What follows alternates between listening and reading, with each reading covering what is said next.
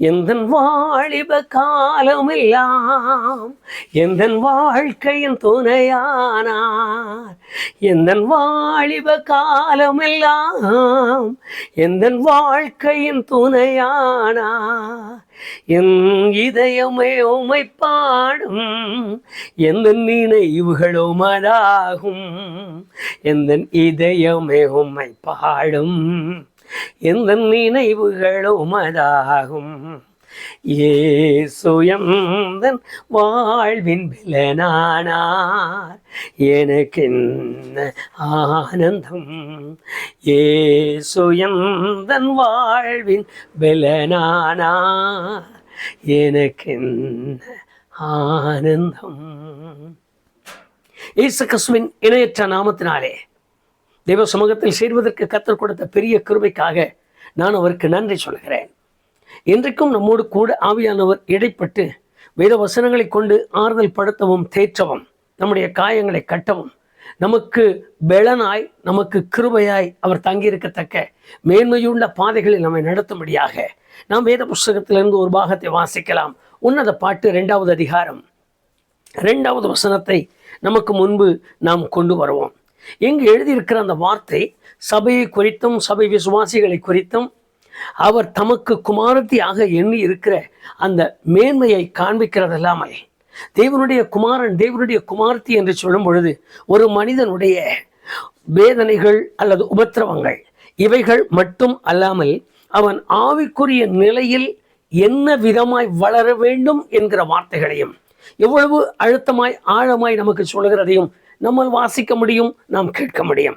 நான் இப்பொழுது இந்த வேத வசனத்திற்கு வருவோம்.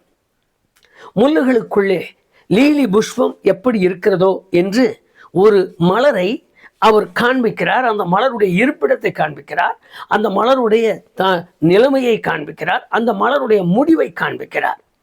அப்படி காண்பித்த பின்பு அவர் சொல்லுகிறார், எனக்கு பிரியமானவளும் அப்படி இருக்கிறாள் என்று சொல்லுகிறார். அதுவும் குமாரத்திகளுக்குள்ளே. கர்த்தருக்கு மகிமை உண்டாகட்டும். வேத வசனத்தை கொஞ்சம் நம்முடைய நினைவிற்கு கொண்டு வாருங்கள். குமாரத்திகளுக்குள்ளே எனக்கு பிரியமானவளும் இருக்கிறாளாம். குமாரத்திகள் என்று சொல்லும் பொழுது நீங்கள் வேதத்தை வாசிப்பீர்களால் எரேமியா 32வது அதிகாரம் 38வது வசனத்தில் அவர் சொல்லும் பொழுது 2 கொரிந்தியர் 6ஆம் அதிகாரம் 16ஆம் வசனம், இந்த 2ஐயும் நீங்கள் சேர்த்து வாசிப்பீர்களானால் தேவன் வாக்குத்தத்தம் கொடுத்ததை எரேமியாவும், தேவன் வாக்குத்தத்தம் கொடுத்ததை அப்போஸ்தலனாகிய பவுலும் நமக்கு விளக்கி காண்பிக்கிறார். இந்த விளக்கம் நேர்த்தியான ஒரு விளக்கம். இந்த விளக்கம் நமக்கு தேவையான ஒரு காரியமாகவே அமைந்துள்ளது. அந்த நாட்களில் இஸ்ரவேலுக்கென்றும் சொல்லப்பட்ட வாக்கு புறஜாதிகளாகிய நமக்கும் உரியதாய் மாறினதாகவே பவுல் பேசுகிறார். அவர் சொன்னார், நீங்கள் எனக்கு குமாரரும் குமாரத்திகளுமாயிருப்பீர்கள், நான் உங்களுக்கு தேவனாயிருப்பேன் என்று பொதுவாய் எல்லாரையும் பார்த்து சொன்னார். கொரிந்தியர்லையும் அப்போஸ்தலனாகிய பவுல் அவர் அதை காண்பிக்கும் பொழுது அவரும் சொல்லுகிறார், நீங்கள் எனக்கு குமாரத்திகளும் குமாரருமாயிருப்பீர்கள் என்று தேவன் சொன்னதாக சொல்லி அதை நினைப்பூட்டுகிறார். குமாரனும் குமாரத்தியுமாயிருக்கிற தேவ ஜனங்கள் அவருக்கு உரியவர்கள். நாம் நன்றாய் கவனித்துக் கொள்ளுங்கள். விசுவாசிகளாய் இருக்கிற நாம் அதை சற்று ஆழமாய் கவனியுங்கள். அவருக்கு குமாரர்கள். ஆகவே யோவான் சுவிசேஷம் 1ஆம் அதிகாரம் 12வது வசனத்தை வாசிப்பீர்களானால் அங்கு எழுதின ஒரு நேர்த்தியான சம்பவத்தை நாம் அறிவோம். அங்கு எழுதினது எத்தனை பேர் அவரை ஏற்றுக்கொள்கிறார்களோ அத்தனை பேரும் தேவனுடைய பிள்ளைகள் ஆகும்படி அதிகாரம் கொடுத்தார் என்று. அது நான் இப்பொழுது சொல்லுகிறது தேவனுடைய பிள்ளைகள் என்கிற வார்த்தைக்கு ஒப்பிடவில்லை. காரணம், நான் விசுவாசிக்கிறேன், நான் தேவனுடைய பிள்ளைகள் ஆகும் அதிகாரம் பெற்றவனாய் மாறுகிறேன். ஆனால் தேவனுடைய பிள்ளையை ஆவதற்குரிய விதிமுறைகளும் சட்டங்களும் அதற்குரிய நடைமுறைகளும் வேதம் சொல்லுவதால் அந்த ஒழுங்குப்படி நடந்து கொண்டால்தான் நான் பிள்ளைகள் அல்லது நான் தேவனுடைய பிள்ளை என்பது உறுதியாகும். சரி, அந்த காரியங்கள் இப்பொழுது நமக்கு வேண்டாம். நம்ம இப்பொழுது முழுமையான அடுத்த ஒரு காரியத்திற்கு போகலாம். ரோமர் 8ஆம் அதிகாரம் 14வது வசனத்தில் எழுதியிருக்கிறது, இவர்கள் தேவனுடைய ஆவியினால் நடத்தப்படுகிறார்களோ அவர்கள் தேவனுடைய பிள்ளைகள் என்று எழுதியிருக்கிறது. இந்த 2 காரியங்களையும் நாம் பிறகு பார்க்கலாம். இப்பொழுது நாம் பார்க்க வேண்டிய ஒரு காரியம், அவருடைய நாமத்தின் மேல் விசுவாசம் உள்ளவர்களாய் வருகிறவர்களானாலும் அவருடைய நாமத்தின் மேல் விசுவாசம் வைத்து அந்த விசுவாசத்தின் கிரியைகளை காண்பித்த பிள்ளைகளானாலும் அவருக்கு குமாரர், அவருக்கு குமாரத்திகள். தேவனுடைய பிள்ளைகளாகி என்னை கேட்டுக்கொண்டிருக்கிற தேவனுடைய பிள்ளைகளாய் இருக்கிற கர்த்தருடைய ஜனங்கள் கொஞ்சம் ஆழமாகவும் கொஞ்சம் நிதானமாகவும் சிந்திக்க கடனாளிகளாய் நிற்கிறோம். குமாரர் தான், குமாரத்தி தான் பெயர் ஆனது. இந்த பெயர் நமக்கு உரியது. ஆனால் இங்கு எழுதியிருக்கிற வார்த்தை குமாரத்திகளுக்குள்ளே எனக்கு பிரியமானவள் என்று எழுதியிருக்கிறது. அப்படியானால் ஏகமாய் குமாரத்திகள் ஆனாலும் அவருக்கு பிரியமான ஒரு கூட்டம் அல்லது பிரியமான ஒரு மகள், பிரியமான ஒரு மகன் இருக்கத்தான் வேண்டும் என்பது ஒரு பிரிக்கப்பட்ட காரியம் என்பதை முதலாவது நம்முடைய உள்ளத்திற்கு கொண்டு வருவோமானால் வேதம் சொல்லுகிற காரியங்கள் நிறைவேறும். சில நேரத்தில் தேவனுடைய பிள்ளைகளாய் இருக்கிறோம் என்று சொல்லுகிற சந்தர்ப்பத்தில் அநேகருக்கு நெருக்கமான போராட்டங்கள், அநேகருக்கு சோதனைகள், அதுவும் இன்னும் சுருக்கமாக சொன்னால் அன்னாலை போல, எலிசபெத்தை போல, லேயாலை போல தேவனால் தெரிந்து கொள்ளப்பட்ட அல்லது தேவனால் அழைக்கப்பட்ட மக்களுடைய உபத்திரவங்கள், உபாதைகள் என்று சொல்லும் பொழுது சகிக்க முடியாத, சொல்ல முடியாத நிந்தைகளும் போராட்டங்களும் அவமானங்களும். எனக்குரிய ஆபிரகாமையாவே எண்ணி பாருங்கள். சாராலும் அவரும் அவர்கள் இருந்த மலட்டுத்தன்மையின் நிலைமை எத்தனை ஆண்டுகள் நீடித்தது. அவனுடைய தேவன் தெரிந்து கொண்ட காரியங்களில் எல்லாரும் தேவனுடைய பிள்ளைகள். ஆனால் பிரியமானவர்கள் என்கிற ஒரு விஷயத்தில் அது யார் அந்த தகுதிக்குள் மாறுகிறோம் என்பதும் நாம் சிந்திக்க வேண்டிய ஒன்று. அப்போ மற்றவங்க மேல் அவர்கள் பிரியம் இல்லையா? நான் அதை சொல்லலை. மற்றவங்க அவருக்கு உகந்தவர்கள் இல்லையா? அதெல்லாம் நான் சொல்லலை. மற்றவர்களை அவர் ரட்சிக்கவில்லையா? இப்பொழுது அந்த காரியம் வேண்டாம். ரட்சித்தது உண்மை, அழைத்தது உண்மை, தெரிந்து கொண்டது உண்மை, நான் தேவனை ஏற்றுக்கொண்டது உண்மை, அவர் என்னை அணைத்து கொண்டது எல்லாம் உண்மை. ஆனால் ஒன்று, அவரில் இன்னும் ஆழமாய் பிரியம் வைக்கிற ஒரு கூட்டம் வேதத்தில் இருக்கிறது. ஆகவேதான் அந்த கூட்டத்தை நான் சுட்டி காட்டவும் விரும்புகிறேன். அப்போ சொன்ன பவுல் சொல்லும் பொழுது ஒரு வார்த்தையை சொன்னார். கிறிஸ்துவின் அன்பை விட்டு எங்களை பிரிப்பவன் யார் என்று கேட்டார். 2 காரியத்தை நீங்கள் மனதில் கொள்ளுங்கள். பவுலும் சீலாவும் ஒன்று சேர்ந்து சிறைச்சாலையில் நிற்பதற்கு முன்பு பவுலும் பர்னபாவும் ஒன்று சேர்ந்திருந்தார்கள். பவுலும் பர்னபாவும் சேர்ந்துதான் பெரிய பெரிய ஊழியங்களை எல்லாம் நடத்துகிற ஒரு பெரிய மேன்மைக்குரியார்கள் மாறினார்கள். யூபித்தர் என்று பெயர் பெற்றார்கள், மெர்க்குரி என்று பெயர் பெற்றார்கள். அத்தனை கனவான்களாக ஊழியத்தை செய்தார்கள். ஆனால் குறிப்பிட்ட நேரம் வந்தது, பர்னபாவை காணவில்லை. பர்னபா அவருடைய பாதையில் சென்று விட்டார். இப்பொழுது இருக்கிறது சீலாவை தெரிந்து கொண்டார் என்று எழுதியிருக்கிறது. எங்கோ ஒரு காரியங்கள் நடைபெற்று கொண்டுதான் வேதத்தில் இருந்திருக்கிறது. இந்த சம்பவங்களை கர்த்தருடைய ஜனங்கள் சிந்திப்பதற்கு தங்களை விட்டுக் கொடுப்பதில்லை, அல்லது கர்த்தருடைய ஊழியர்கள் ஆகிலும் அவைகளின் மேல் கவனம் வைத்து தம்முடைய பிள்ளைகளுக்கு பூரணமான காரியங்களை காண்பித்துக் கொடுக்கிற மக்களாகவும் காணப்பட மறந்திருப்பதால் இன்றைக்கு இருக்கிற சூழ்நிலையில் அதை பார்ப்பதற்கெல்லாம் நேரம் கிடையாது. பாட்டு எழுதுவதற்கு, பாடுவதற்கு, ஆடுவதற்கு, மத்தாளம் போடுவதற்கு, ஹார்ட் பிடிப்பதற்கு, அதற்கு டியூன் அமைப்பதற்கு, இவைகளிலேயே முழு செலவு போவதால் இவைகளை எல்லாம் கவனிக்கிறதற்கில்லை. ஏதாவது ஒரு அற்புதமான ஒரு நல்ல வார்த்தையை சொன்னால் சொல்லி பாதியிலே ஆமென் அல்லேலூயா இப்படி சொல்லித்தான் போய் கொண்டிருக்கிறோம். தேவனுடைய காரியம் அப்படி அல்ல. தேவனுடைய காரியம் விசேஷமானதாய் இன்றைக்கு கர்த்தருடைய ஜனங்களின் நடுவிலே கூறப்படுகிறதை நாம் அறிய வேண்டியவர்களாய் நிற்கிறோம். குமாரத்திகளுக்குள்ளே எனக்கு பிரியமானவள் என்று எழுதியிருக்கிறது. அப்படியானால் என்னை நான் சீர்தூக்கி பார்க்க கடனாளியாய் நிற்கிறேன். என்னை மட்டுமல்ல, எனக்கு அருமையான சகோதர சகோதரிகளே, என்னை கேட்டுக்கொண்டிருக்கிற தெய்வ ஜனங்களும் கூட, கர்த்தருடைய பிள்ளைகளும் கூட, நான் என் நேசருக்கு பிரியமான பிள்ளைதானா என்கிறதை உற்று கவனிக்க வேண்டியவர்களாய் நிற்கிறோம். நான் என் தேவனுக்கு பிரியமான பிள்ளைதானா? நான் என் தேவனுக்கு உகந்த மனுஷிதானா? நான் என் தேவனுக்கு உகந்த மனுஷன்தானா? இந்த காரியங்களை நாம் உட்கார்ந்து சிந்திக்க தொடங்கினாலே நான் எப்படிப்பட்டவன் என்பது வெளிப்பட்டுவிடும். ஆகவேதான் வேத வசனத்திலே தானியேல் ஒரு தரிசனத்தை வெளிப்படுத்தும் பொழுது ஒரு எழுத்தை அறிவித்து வாசித்து அந்த எழுத்திற்கு அர்த்தம் காணும் பொழுது அவர் சொன்னார், அரசே, உம்மை தராசிலே நிறுத்தி பார்த்தார் தேவன், நீர் குறைய காணப்பட்டீர். நான் நிறுத்து பார்க்க வேண்டிய கட்டாயத்தில் நிற்கிறோம், அல்லது அவர் நம்மை நிறுத்து பார்க்கிறவராய் நிற்கிறார். இப்படி நிறுத்து பார்க்கும் பொழுது நான் பூரணமாக்கப்பட்ட, முழுமையாக்கப்பட்ட, அவருக்கு பிரியமாய் தெரிந்து கொள்ளப்பட்ட ஒரு மனுஷன்தானா என்பதை நாம் கட்டாயமாய் சிந்திக்க வேண்டியவர்களாய் நிற்கிறோம். சரி, இப்பொழுது பிரியமான பிள்ளைகளுக்கு வருவோம். நேசிக்கிற பிள்ளைகளின் நடுவில் காணப்படுகிற உபாதைகள், வருத்தங்கள், வேதனைகள், வியாதிகள், தீர்க்க முடியாத பிரச்சனைகள், அடுத்தடுத்து தொடர்ந்து வருகிற தொல்லைகள், இதற்கு மிஞ்சியும் முடிவு காணப்பட முடியாமல் இருக்கிற கோளாறு நிறைந்த நேரங்கள் என்னும் பொழுதுதான் அழைக்கப்பட்டது உண்மைதானா, தெரிந்து கொள்ளப்பட்டது உண்மையா, தேவன் என்னை தெரிந்து கொண்டாரா என்கிற ஒரு காரியத்திற்கு நாம் வந்து விடுகிறோம். இந்த காரியத்தை அறியத்தான் நான் இப்பொழுது வெளிப்படையான சில காரியங்களை சொல்லுகிறேன். இந்த காரியங்களை அறியத்தான் நான் வரம் பெற்றிருக்கிறார் என்று சொல்லுகிற ஊழியரை தேடி ஓடுகிறேன். தரிசனம் பார்க்கிறார் என்று சொல்லுகிறவரை ஓடுகிறேன். அவர் போனால் மறைவானவைகளை எல்லாம் சொல்லிவிடுகிறார் என்று சொல்லுகிற ஆட்களை தேடி ஓடுகிறேன். அங்கே ஓடி நிற்கும் பொழுது அவர்களுக்கு தென்படுவதெல்லாம் கருத்த உருவம், செவத்த உருவம், குண்டான உருவம், நாய், நரி, இவைகள் தான் அந்த சொப்பனத்தில் தரிசனத்தில் வெளிப்படுவது. இது இல்லாமல் வாசற்படிக்குள்ளாக தேங்காய், வீட்டுக்குள்ளாக முட்டை, அம்மிக்கு அடியிலே கரி நெருப்பு, இப்படி சில காரியங்களை சொல்லி தேவ ஜனங்களை முற்றிலுமாகவே விசுவாசத்திலிருந்து வெளியே கொண்டு போகிற தன்மைக்கு உரியவர்களை நாடி ஓடுகிறோம். அவர்கள் ஜெபித்து மாத்திரத்தில் இந்த காரியங்களை சொல்லி கலைக்க விடுகிறார்கள், கலங்கி போகிறோம்.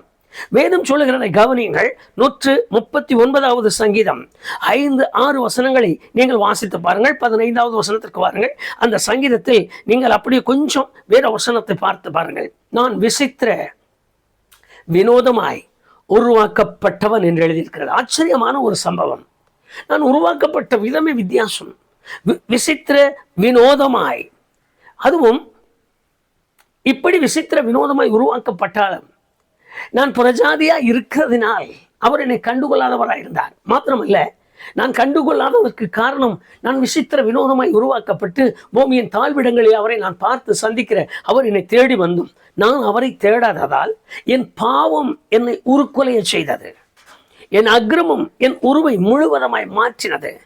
எனக்குள்ள இருக்கிற குடிகொண்டிருக்கிற உலகம், மாம்சத்தின் இச்சை, ஜீவனத்தின் பெருமை, கண்களின் இச்சை, இவைகளிலே நான் உழன்று போனதால், நான் தேவனுடைய பிள்ளை என்று சொல்வதற்கு தகுதியற்ற ஒரு நிலையில் என்னை மாற்றி அமைத்ததால் விட்டுவிடவில்லை. அவர் திரும்பவும் தேடி வந்து ஆச்சரியமாய் என் தாழ்வில் என்னை நினைத்தார். நீங்கள் 136வது சங்கீதம் 23வது வசனத்தை பாருங்கள். என் தாழ்வில் என்னை நினைத்தார். உதவாதவனாய் இருக்கும் பொழுது, ஆகாதவனாய் நிற்கும் பொழுது, அது உருக்குலைந்து போன பின்பு, அது முற்றிலுமாய் சிதைந்த பின்பு அவர் என் தாழ்வில் என்னை நினைத்தார். வேதம் நேர்த்தியான ஒரு வேத வசனத்தை நமக்கு சொல்லுகிறது. சரி, இப்படி அவர் தேடி வந்து அவர் பிரியமானவனே என்று கூப்பிட்டு அழைத்து தன் மார்போடு அணைத்தார். நாம் பாடுகிறோம், மார்போடு அணைத்தார், நெஞ்சார முத்தங்கள் கொடுத்தார், நிழலாய் மாறிவிட்டார், கல்வாரி இரத்தம் கொண்டு கழுவினார். இதையெல்லாம் பாடி பாடி பரவசம் கொண்டு அவரோடு கூட நெருங்கி பழகும் பொழுது மற்றவர்களை பார்க்கிலும் அதிகமாய் நான் அவரை நேசிக்க தொடங்குகிறோம். அதில் சந்தேகமில்லை. மற்றவர்களை பார்க்கணும் அதிகமாய் நேசிக்கிறோம். யாக்கோபு சொன்னது போல, பிதாக்களின் காலத்திற்கு வந்து எட்டாமல் போனாலும், பிதாக்களின் காலத்தை போல நம்முடைய நாட்கள் தொடாமல் போனாலும், அவரோடு கூட நெருங்குவதற்கு பழகுவதற்குரிய பாக்கியத்திலே சிலர் ஆவிக்குரியவர்களாகவே வாழ்ந்து வருகிறோம். மாம்சத்தை வெறுத்து ஒதுக்கி தள்ளி, உலகத்தை வெறுத்து ஒதுக்கி தள்ளி, வேண்டாம் என்று குப்பையா எண்ணி எல்லாம் வெறுத்தவர்களாய் ஆண்டவருக்காக எல்லா உலகத்தின் காரியங்களையும் வெறுத்து வாழ்கிற ஆயிரங்களான கர்த்தருடைய பிள்ளைகள் உண்டு. அந்த பிள்ளைகளை பார்த்து அவர் சொல்லுகிறார், குமாரத்திகளுக்குள் எனக்கு பிரியமானவளே. புரிந்திருக்கும் என்று நினைக்கிறேன். நான் சொல்லுகிற இந்த வார்த்தையின் அர்த்தத்தை எத்தனை பேர் புரிந்திருக்கிறீர்கள் என்று தெரியாது.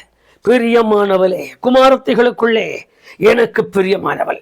அவள் இருக்கிற இடம் நான் முன்பு உங்களுக்கு சுட்டி காட்டினது போல முள்ளுகளுக்குள்ளே இருக்கிற பூவை போல. அதன் நிலைமை எத்தனை பரிதாபம் என்று பாருங்கள். முள் அசையும் பொழுதெல்லாம் இந்த பூவை குத்துகிறதும் கிழிக்கிறதும், முள் அசையும் பொழுதெல்லாம் இவைகளில் காயத்தை உண்டாக்கி இதழ்களை பீத்தெடுப்பதும், முள் அசையும் பொழுதெல்லாம் இவைகள் கசங்கி போக பண்ணுகிறதும். எத்தனை முறை, எத்தனை நேரம் ஒரு செடியாய் நிற்குமானால் அடிச்செடியிலிருந்து இதே வேதனை, மொக்கு விடும் பொழுதிருந்து இதே வேதனை, அது வளர்ந்து வரும் பொழுதிருந்து இதே வேதனை, அது கீழே விழுந்து மண்ணோடு மண்ணாய் போகும் வரைக்கும் அதற்கு இந்த வேதனை உண்டு. எங்களுக்கும் அப்படித்தானா? பயப்பட வேண்டாம், அப்படி அல்ல. வேதம் சொல்கிறதை வாசித்து பாருங்கள். 139வது சங்கீதம் 5வது வசனத்தை பாருங்கள். அங்கு எழுதின அந்த வார்த்தை ஆச்சரியமா இருக்கிறது. முற்புறத்திலும் பிற்புறத்திலும் என்னை நெருக்கி உம்முடைய கரத்தை என்மேல் வைக்கிறீர் என்று. கர்த்தருக்கு ஸ்தோத்திரம். விசுவாசிகளை பார்த்து, கர்த்தருடைய ஜனங்களை பார்த்து அவர் சொல்லுகிறார், குமாரத்திகளுக்குள்ளே எனக்கு பிரியமானவள் என்று. குமாரத்திகளுக்குள்ளே பிரியமாய் இருக்கிற ஒரு மகளுடைய அனுபவம் உண்மையாகவே முற்புறத்திலும் பிற்புறத்திலும் நெருக்கப்படுகிற அனுபவங்கள். ஆச்சரியமான வேத வசனம், ஆச்சரியமான வார்த்தைகள் தான். முற்புறத்திலும் பிற்புறத்திலும் என்னை நெருக்குகிறார். நான் நிமிர முடியவில்லை, அழுத்துகிறார். நான் திரும்ப முடியவில்லை. நீங்கள் சங்கீதத்தில் யோபுவின் புஸ்தகத்தில் இந்த 2 பாகங்களையும் வாசிக்கும் பொழுதே தெரியும். புலம்பலில் வாசித்தால் இன்னும் தெரியும். இரவு வரும்பொழுது எப்பொழுது பகல் வரும் என்று பார்க்கிறேன், பகல் வரும்பொழுது எப்பொழுது இரவு வரும் என்று ஏங்குகிறேன். அவர் எவ்வளவு நேர்த்தியாய் சொன்னார். விடியற்காலை வந்தாள், அரண்டு புரண்டு படுக்கிறதுனாலே போதும் என்று ஆகிறது. என் நோவு என்னால் தாங்க முடியவில்லை, என் வேதனை என்னால் தாங்க முடியவில்லை, புலம்பினார் யோபு. இங்கு வேத வசனமும் அதையே சொல்லுகிறது. முற்புறத்திலும் பிற்புறத்திலும் என்னை நெருக்கி தமது கரத்தை என்மேல் வைக்கிறார். எதற்காக என்றால், நெருக்கும் பொழுது நான் நெருக்கப்பட்டு குத்தப்படுகிற, நொறுக்கப்படுகிற, உடைக்கப்படுகிற சூழ்நிலை மாறும் பொழுது திரும்ப சிருஷ்டிக்கும் கரம் என்மேல் படுவதாலே மறுபடியும் ஒரு புதிய சிருஷ்டி, மறுபடியும் ஒரு புதிய சிருஷ்டியாய் நான் மாறுகிறேன். எனக்குள்ள பழையவைகள் எல்லாம் நெருக்கப்பட்டு, பழையவைகள் எல்லாம் மாற்றப்பட்டு, பழையவைகள் எல்லாம் நொறுக்கப்பட்டு, பழையவைகள் எல்லாம் உடைக்கப்பட்டு, பழையவைகள் எல்லாம் முறிக்கப்படுகிறதுனாலே அடுத்து அவர் கருத்தை வைக்கிறார், என்னை புது சிருஷ்டியாய் மாற்றுவதற்காக. எத்தனை முறை ஹல்லேலூயா சொல்லி எத்தனை முறை ஸ்தோத்திரம் பண்ணினாலும் அவர் செய்கிற இந்த அதிசயமான காரியத்திற்கு பொருந்தாது. காரணம், நல்லவர். வேதத்தில் எழுதியிருக்கிறது, முற்புறத்திலும் பிற்புறத்திலும் என்னை நெருக்குகிறார் என்று. யோபுவின் புஸ்தகம் 5ஆம் அதிகாரம் 17வது வசனத்தை வாசித்து பாருங்க. காயப்படுத்தி காயங்கட்டுகிறார் என்று எழுதியிருக்கிறது. காயப்படுத்தலாமா? அதற்கு அவர் எதனா கட்டு போட போறாரு? கட்டு போடாமே இருக்கலாம். இல்லை, ஒரு குழந்தை ஒன்று இறந்து போச்சு. குழந்தை அடக்கம் செய்யறதுக்காக கல்லறைக்கு போயிருந்தாங்க. அந்த கல்லறையிலே அங்கே இருக்கிற அந்த பிரசங்கர் ஒரு பிரசங்கத்தை செய்து விட்டார். ஆண்டவர் கொடுத்தார், ஆண்டவர் எடுத்துக்கொண்டார். பக்கத்தில் இருந்த ஒரு விசுவாசி சொன்னார், அந்த ஐயாவை தனியாக அழைத்து கூட என்னையும் சேர்த்து கூட்டிக் கொண்டு போய் அந்த போதகருக்கு சொன்னார், ஐயா, இனிமேலும் இந்த மாதிரி வார்த்தையை இந்த இடத்துல பயன்படுத்தாதீங்க, நமக்கு ஞானம் வேணும், நமக்கு அறிவு வேணும். அவர் கேட்டார், என்ன பிரதர், என்ன நான் சொன்னேன்? அதற்கு அவர் சொன்னார், கர்த்தர் கொடுத்தார், கர்த்தர் எடுத்தார்னா எடுக்கிறது அவர் தானே, எடுத்துக்கவன்னு தெரியும் இல்லை, ஏன் கொடுத்து பிடுங்கிட்டு போகணும்? அவன் பொக்குன்னு போயிட்டானே, இப்போ அந்த பொக்குன்னு போனதுக்கு மறுபடியும் கொடுக்க போறாரான்னு கேட்டார். அருமையான கர்த்தருடைய பிள்ளையே, வேதத்தை கற்றுக்கொள்ள நமக்கு இருதயம் சரியா இருக்குமானால் நான் சொல்லுகிற காரியங்கள் எல்லாம் வித்தியாசமானவைகளாய் தேவன் நடத்துவார் என்பதை நாம் அறிவோம். அவர் எடுத்துக்கொள்வதற்கும், வருத்தப்படுத்துவதற்கும், துக்கப்படுத்துவதற்கும், சோர்வுபடுத்துவதற்கும், மன சஞ்சலத்துக்குள் ஆக்குவதற்கும் அவர் விரும்பலை. அவர் மறுபடியும் என் காயங்களை கட்டி என்னை சீர்படுத்த விரும்புகிறார். அவரால் இது முடியும் என்று எனக்கு காண்பிப்பதற்காக சில நேரங்களில் அற்புதங்கள், அடையாளங்கள், பலத்த செய்கைகள், மேன்மையான சம்பவங்களை நிகழ பண்ணுகிறார். ஆகவேதான் சுற்றி வளைத்து போகிறது பக்கமாய் காணப்பட்டால், கானானுக்கு போகிறது பக்கமாய் காணப்பட்டால் சுற்றி நடக்கும்படி செய்து கொண்டு வந்தார். செங்கடலுக்குள்ளே நுழைந்து கொள்கின்றார், யோர்தானுக்குள் கடந்து போகின்றார். அது இல்லாமல் போகிற இடங்களை சுற்றி காண்பிப்பதற்கு பதிலாக, ஏன் தமது மகத்துவமுள்ள வல்லவையை நீங்களும் நானும் அறிந்து கடைசி வரைக்கும் இவைகளை விட்டு விலகாதிருப்பதற்காக. 2 கொரிந்தியர் 6ஆம் அதிகாரம் 4வது வசனத்தையும் கூட இந்த வார்த்தைகளோடு நினைவிற்கு கொண்டு வாருங்கள். பவுல் புலம்புகிறார் பாருங்கள். நெருக்கப்படுகிறோம், ஒடுக்கப்படுகிறோம், உடைக்கப்படுகிறோம், கொல்லப்படுகிறோம், கீழே தள்ளப்படுகிறோம். இந்த வார்த்தைகள் எல்லாம் அதில் அப்படியே எழுதியிருக்கிறார், கவனிங்க. இவ்வளவு செய்தும் அதற்கு அடுத்த அவர் வார்த்தை எழுதுவது, உடைக்கப்பட்டோம், நொறுங்கல, கொல்லப்பட்டோம், உயிரோடு இருக்கிறோம், கீழே விழுந்தோம், முறிந்து போகவில்லை. அடுத்த எழுதுகிற வார்த்தைகளை கவனிங்கள். இதுதான் இந்த வார்த்தையினுடைய முழுமையான அர்த்தம். முள்ளுகளுக்குள்ளே லீலி புஷ்பம் எப்படி இருக்கிறதோ அப்படியே குமாரத்திற்குள்ளே எனக்கு பிரியமானவள் இருக்கிறாள். இந்த பிரியமானவளுடைய நிலைமை என்ன? தள்ளப்படுவோம், கொல்லப்படுவோம், கீழே விழுவோம், நெருக்கப்படுவோம், நொறுக்கப்படுவான். ஆனாலும் அந்த வார்த்தையை எழுதுங்க. அந்த வார்த்தையை எடுத்து எழுதி வைத்து அதற்கு பின்பு எழுதுங்க. ஆனாலும் இல்லை, ஆனாலும் அப்படி அல்ல, ஆனாலும் அப்படி அல்ல. வேதத்தை நன்றாய் நம் விசுவாசத்திற்கு கொண்டு வாருங்கள். நாம் எந்த அளவிற்கு அதை விசுவாசத்திற்கு கொண்டு வருகிறோமோ அப்பொழுதுதான் அது நம்மோடு கூட கிரியை செய்யவும் தொடங்கும். வேத வசனத்தை நன்றாய் நிற்கும் பொழுதுதான் நாம் அதற்குள்ளாக காலூன்றி நிற்பதற்கு முடியும். ஒரு காரியத்தை நாம் மறக்க வேண்டாம். இன்றைக்கு வரைக்கும் புலம்புகிற புலம்புகள் எல்லாம் விசுவாசிகளின் வாழ்க்கையில் உண்மைதான். நெருக்கமான முள்ளுகள் குத்துகிறதையா, ஒவ்வொரு சமயமும் காற்று வரும்பொழுதெல்லாம் முள்ளு அசையும் பொழுதெல்லாம் என்னை அது நெருக்குகிறது. ஒவ்வொரு முறையும் குத்தி கிழிக்கிறது. ஒவ்வொரு முறையும் எனக்குள்ளாக வேதனை உண்டு பண்ணுகிறது, எனக்குள்ளாக போராட்டத்தை உண்டு பண்ணுகிறது, எனக்குள்ளாக பிரிவினை உண்டு பண்ணுகிறது, எனக்குள்ளாக இழப்பை உண்டு பண்ணுகிறது, எனக்குள்ளாக மன போராட்டத்தை சங்கடத்தை உண்டு பண்ணுகிறதா என்னால் நிலைத்து நிற்க முடியவில்லை, நான் போராடுகிறேன் என்று இந்த நிமிஷத்தில் தன் உள்ளத்தில் எண்ணிக்கொண்டிருக்கிற அருமையான கர்த்தருடைய பிள்ளைகளுக்கு என்னால் தைரியமாய் ஒன்று சொல்ல முடியும். நீங்கள் வாசித்து பாருங்கள் என்னோடு சேர்ந்து 2 கொரிந்தியர் 1:3 வசனத்தை. சகலவித ஆறுதலின் தேவன் என்று அவரை எழுதியிருக்கிறது. சகலவித ஆறுதலின் தேவனாம். 3 வசனத்திலிருந்து 5 வசனம் வரைக்கும் அப்படியே கொஞ்சம் படித்து பாருங்கள். சகலவித ஆறுதலின் தேவனாம். என்ன நித்தியான வேத வசனங்களை தேவன் நமக்கென்று கொடுத்திருக்கிறார். எந்த விதத்திலும் ஆறுதல் செய்ய முடியும், எந்த விதத்திலும் தேற்ற முடியும், எந்த விதத்திலும் திரும்ப உருவாக்க முடியும், எந்த விதத்திலும் திரும்ப கட்ட முடியும், எந்த விதத்திலும் திரும்ப பலப்படுத்த முடியும், எந்த விதத்திலும் திரும்ப எடுத்து பயன்படுத்த முடியும். அப்படிப்பட்ட தேவன்தான். போதுங்கர்த்தாவே, நான் நல்லவன் எனக்கு இது வரைக்கும் தெரியல, நான் நல்லவனாக இருந்தால் வேற மாதிரியா மாறியிருப்பேன், என் பிதாக்களை விட நான் மோசமான அதுதான் இவ்வளோ அலைச்சல் படுறேன், என் ஆத்மாவை எடுத்துக்கொள்ளும். போய் உட்கார்ந்து ஒரு செடிக்கில் படுத்தவர் தான். இனி ஊழியம் இல்லை, நான் செத்தாள் போதும், இனி எனக்கு எந்த ஊழியமும் இல்லை. அதற்கு பின்புதான் ஒரு ஊழியம் தொடங்கினது. ஆச்சரியமான ஊழியம், ஆச்சரியமான ஊழியம். ஒரே வார்த்தை வானத்திலிருந்து அக்னி இறங்க தொடங்கினது. எத்தனை பெரிய காரியங்களை எல்லாம் இந்த தேவனாய கர்த்தர் நமக்கு எவ்வளவு நேர்த்தியாய் செய்திருக்கிறார். நமக்கு முன் எவ்வளவு காரியங்களை அவர் பகுத்து போதித்திருக்கிறார். எவ்வளவு காரியங்களை நமக்கு முன்பு அடுக்கடுக்காய் கொண்டு வந்திருக்கிறார். என்னை கேட்டுக்கொண்டிருக்கிற, என்னோடு கூட வேதத்தை படிக்கிற, என்னோடு கூட ஜீவனுள்ள தேவனை தெய்வமாய் தொழுது கொள்ளுகிற, என்னோடு கூட பிதா குமாரன் பரிசுத்த ஆவியானவரை முழுமையாய் பெற்று அறிந்திருக்கிற, என்னோடு கூட ஞானஸ்நானம் பெற்று தண்ணீர் மூழ்கி இருக்கிற, என்னோடு கூட பரிசுத்தாவின் அபிஷேகம் பெற்று தேவனோடு கூட பேசி கொண்டிருக்கிற விசுவாசியாகிய கர்த்தருடைய மனுஷனே, கர்த்தருடைய பிள்ளையே, வாழ்க்கை இதுதான். வாழ்க்கையினுடைய அழைப்பு அதுதான். ஆனாலும் சொன்னு போக வேண்டாம்.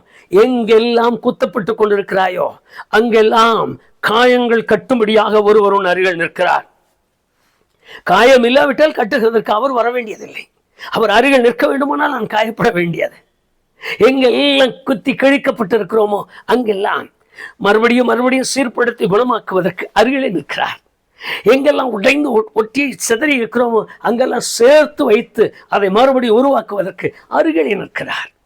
எங்கெல்லாம் துக்கம் சூழ்ந்திருக்கிறதோ அங்கெல்லாம் அந்த நேரத்திற்கெல்லாம் ஆறுதல் செய்கிற சகலவித ஆறுதலின் தேவன் அருகிலே நிற்கிறார். சோர்ந்து போக வேண்டாம். விசுவாசத்தை உறுதிப்படுத்த நன்ற தைரியம் உள்ளவர்களாய் நில்லுங்கள். காலூன்றி நில்லுங்கள். இழப்பு இருக்கட்டும், அவமானங்கள் இருக்கட்டும், நிந்தைகள் இருக்கட்டும், நீங்கள் ஒரு காரியம் மறக்க வேண்டாம். முள்ளுகளுக்குள்ளே இருக்கிறோம் என்கிறதை மறக்க வேண்டாம். அது அப்படித்தான் இருக்கும். நான் முள்ளுகளுக்குள்ளே இருப்பதால் நிச்சயமா எனக்கு அங்கும் இங்கும் குத்துகள் இருக்க செய்யும். நான் முள்ளுக்குள்ளே இருப்பதால் கத்தி போல கிழித்தெறிகிற அனுபவங்கள் என் வாழ்க்கையில் வரலாம். நான் முள்ளுகளுக்குள்ளே இருப்பதால் ஸ்பீத்து சிதறடிக்கிற அனுபவங்கள் கர்த்தருடைய மனுஷனுக்கு நேரிடலாம். சோர்ந்து போக வேண்டாம். சகலவித ஆறுதலின் தேவனானவர் தொக்கவும் நிறுத்தவும் தைக்கவும் கட்டவும் குணமாக்கவும் சரிப்படுத்தவும் உங்களை விட்டு விலகாதவராயிருக்கிறார். காரணம் அவர் சொல்லுகிறார், எனக்கு பிரியமானவள். நான் மாத்திரம் அவளுக்கு பிரியமானவளாயிருந்தாள்.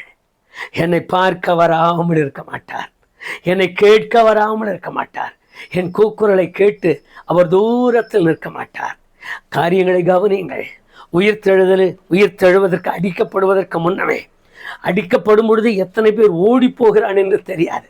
அவ்வளவு நிலை இருக்கும்போது அவர் அதை அறிந்திருந்தார். பேதுரு, யோவான், யாக்கோபு யாரும் இருக்க மாட்டார்கள், எல்லாம் ஓடிவிடுவார்கள் என்று தெரியும். ஆனாலும் படகிலே அவர்கள் பிரயாணம் பண்ணும் பொழுது அவர் மலையிலிருந்து இறங்கி அவர்கள் நடுக்கடலில் தத்தளிக்கிறதை கண்டு தூரத்தில் நிற்கவில்லை, அவர்கள் அண்டையிலே நடந்து போனாராம். ஏன்? என் பிள்ளைகள் எனக்கு பிரியமானவர்கள் தத்தளிக்கிறார்கள், அவர்களை நான் கரை சேர்க்க வேண்டும் என்கிற பாரம் நிறைந்த உள்ளத்தோடு கூட அதே அனுபவத்தில் உங்களுக்குள்ளும் கிரியை செய்ய வல்லவராயிருக்கிறார். உங்களுக்குள்ளும் கிரியை செய்ய வல்லவராயிருக்கிறார். முகத்தை பார்த்து சொல்லுவோமா? கண்களை மூடுவோம். சர்வ பூமிக்கும் ஆண்டவராயிருக்கிற எங்கள் தேவனாய் கர்த்தாவே, நாங்கள் இந்த நாளில் உம்முடைய முகத்தை பார்க்கும்படியாய் நிற்கிறோம். நாங்கள் வேதத்தை திறந்தோம், வேதத்தில் இந்த வேத வசனத்தை வாசித்தோம். நாங்கள் உமக்கு பிரியமானவர்கள் என்று தான் இந்நாள் வரைக்கும் எண்ணி வருகிறோம். உமக்கு உகந்தவர்கள் என்றுதான் இந்நாள் வரைக்கும் நாங்கள் விசுவாசித்திருக்கிறோம். ஆனால் எங்கள் வாழ்க்கையில் முள்ளுகளும் குத்துகளும் வேதனைகளும் சங்கடங்களும் பிரச்சனைகளும் பீரிப்போடுதலும் கிழித்தெறிவதும் இரத்தம் கசிவும் இரத்த காயங்களும் வெட்டு காயங்களும் என்பது போல எங்களுடைய உள்ளத்தின் ரணங்கள் வெளியே தெரியாமலே இருக்கிறதை உணர்கிறோம். இன்னும் எத்தனை நாட்களுக்கு இந்த வேதனைகள், இன்னும் எத்தனை நாட்களுக்கு இந்த உபத்திரவம், இன்னும் எத்தனை நாட்களுக்கு இந்த போராட்டம், இன்னும் எத்தனை நாட்களுக்கு இந்த மனசங்கடம், இன்னும் எத்தனை நாட்களுக்கு இப்படியே என் வாழ்க்கை ஓடும் என்று கண் கலங்கி நிற்கிற உம்முடைய பிள்ளைகளுக்காக உமது முகத்தை பார்க்கிறேன். அவர்கள் உள்ளத்தில் அவர்களுக்கு பிரியமானவர்கள் என்பதை ஆழமாய் பதிய செய்யும். உமக்கு பிரியமானவர்களை நிர்விட்டு விலகாமல் உமது கரத்தை வைக்கும்படி வருகிறீர் என்று வேதம் சொன்ன வார்த்தையை இன்றைக்கு அவர்கள் உள்ளத்திற்குள் எழுதி வையும். ஆண்டவரே, உமக்கு பிரியமானவர்களை விட்டு விலகாமல் காயங்களை ஆற்றும்படியாக, அந்த ரணங்களை சரிப்படுத்தும்படியாக, அதை கட்டுவதற்கு அருகில் இருக்கிறீர் என்பதை அவர்கள் அறியும்படி செய்யும்.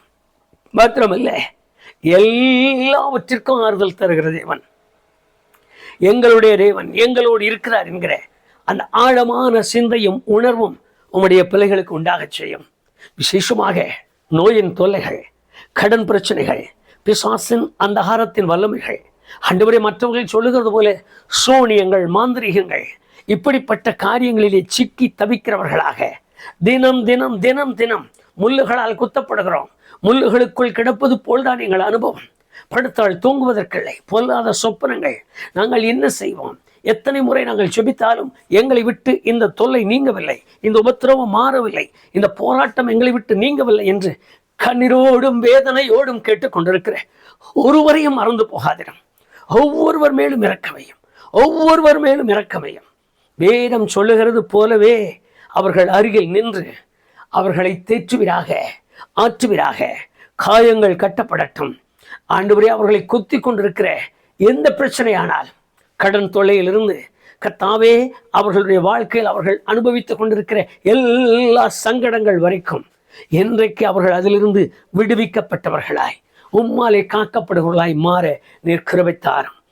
எங்களை இந்த முள்ளுகள் குத்தக்கூடாது என்பதற்காக நீர் தலையில் அந்த முக்கிரீடத்தை வாங்கி கொண்டீர் என்று உம்முடைய பிள்ளைகள் விசுவாசித்திருக்கிறார்கள். நாங்கள் அதை மனதார ஏற்றுக்கொண்டிருக்கிறோம். அப்படியானால் நீர் தலையில் ஏற்றுக்கொண்ட அந்த முள்ளுகளை நாங்கள் எங்கள் வாழ்க்கையை இன்னும் எங்களோடு கூட அது போராடுவதற்கு விடாமல், எப்படிப்பட்ட சோதனைகள் முள்ளுகளைப் போல இருந்தாலும், முள்ளுகளை போன்ற எல்லா பிரச்சனைகளையும் இந்த நாளோடு அவர்களை விட்டு நீக்கி போடும். உள்ளத்தில் சமாதானத்தை தாரும், இருதயத்தில் போதுமான கிருபைகளை கட்டளையிடும். அவர்களுடைய உடைந்த உள்ளம், ஆண்டவரே, அவர்கள் நொறுங்கின இருதயம், அவர்கள் நசிந்து போயிருக்கிற இந்த நிலைமை முற்றிலும் மாறும்படி செய்யும். தேவன் இயேசு எங்கள் சத்தத்தை கேட்டார். இயேசு ஜீவனுள்ள தெய்வம், இயேசு உயிருள்ளவர் என்று நாங்கள் அறிந்திருக்கிறோம் என்று அவர்கள் வெளிப்படையாய் சொல்லி உமது நாமத்தை கனமண்ணத்தக்கதாக அவர்களுக்கு கிருபையை கட்டளையிடும். இந்த கிருபை உம்முடைய பிள்ளைகளுக்கு நிரந்தர கிருபையாயிருக்கட்டும். ஆசீர்வதியும், ஆசீர்வதியும். இயேசு கிறிஸ்து எனும் நாமத்தினாலே தாழ்மையாய் ஜெபிக்கிறேன் பிதாவே. ஆமே, ஆமே. காயப்படுத்தி காயங்கட்டுகிறவரும், எத்தனை முறை விழுந்தாலும் தூக்கப்படுகிறவரும், தாழ்வில் நினைத்தவரும், என்றைக்கு வரைக்கும் சகலவித ஆறுதலின் தேவனானவர் உங்கள் எல்லா பிரச்சனைகளுக்கும் ஆறுதல் கொடுத்து உங்களை ஆசீர்வதிப்பாராக. ஆமென், ஆமென்.